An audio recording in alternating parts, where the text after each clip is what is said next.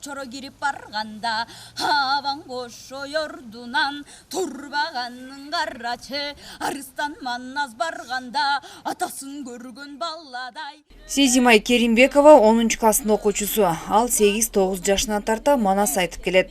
Бул өнөр ага чоң атасынан келген. Сезимай манасты Саякбай Каралаевдин вариантында айтат. Манас баяны бул мен үчүн аябай эле чоң окуя, ыйык аябай эле дагы. Манас айтып атканда ушундай трансқа кирип айтышат да кээрлерчи. А мен болсо ошолордун баарын элестетип айтам.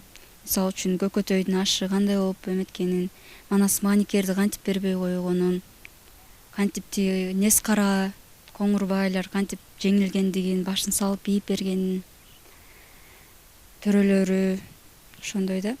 А манастын өлүмүн дагы ушундай бир элестетем да.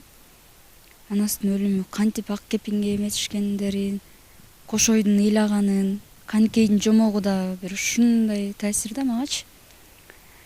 Ада болсо мен эненин ыйын уккам да. Манасты дүйнө жүзүнө таратууга буюрса ошол багытта баратам мен дагы. Улуттук манас театрынын уюштуруусунда жаш манасчылар арасында кароо сынак өткөрүлдү. Ага өлкө аймагы боюнча 44 жаш манасчы катышты.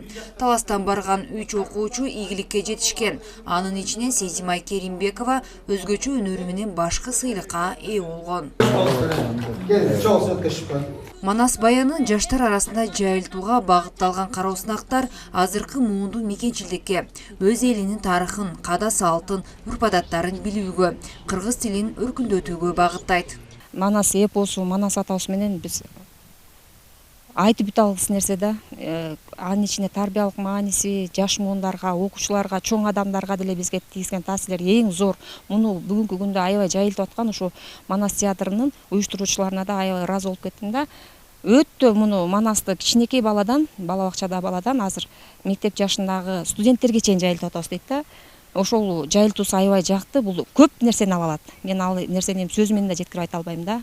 Эми бул манасты кыргыздардан билбеген бала жок болуш керек да, чоң адамдан кичике адамдарга чейин. Манасчылык муунда муунга өткөн улуу мурас. Сезимайдагы өзгөчөлүктү байкаган ата-энеси манас ийримине катыштырып, улуу манасчылардан сабак алып, өнөрүнүн өркүндөшүнө колдоо көрсөтөт. Биринчи классынан баштап ошо манас айтып эле өзү эме болуп жүрүшкен, аны көп деле биз деле байкап аптырык. Ошол үйгө келип бир күнү бир сынакка катышабыз деп калгандан жибердик. Атам мен манас айтат элем деди. Эми биз деле урушуп койчу, кыз киши да манас айтып эле, эркек кишилер негизи балдар айтып атат десек. Жок, мен өзүм ошол түшүмө да кирип турат, наркы өркөмөлөрдүн баары. Эме кылган жокпуз, тоскоолдук кылган жокпуз. Ошо менен өзүнүн эмесине кое бердик. Үйдөн айтып турат өзү. Өзү бир комнатага кирип алып, ошол телефондон коюп алып, неден ишип бир көргөнү шыр жаттайт да. Негизи окуусу да жакшы, мунун өзүнүн англис тили, орус тили бүт үйдөн өзү өздөштүрүп кетти да баарын. Сезимай манас айтуудан тышкары дастан айтууга да кызыгып келет.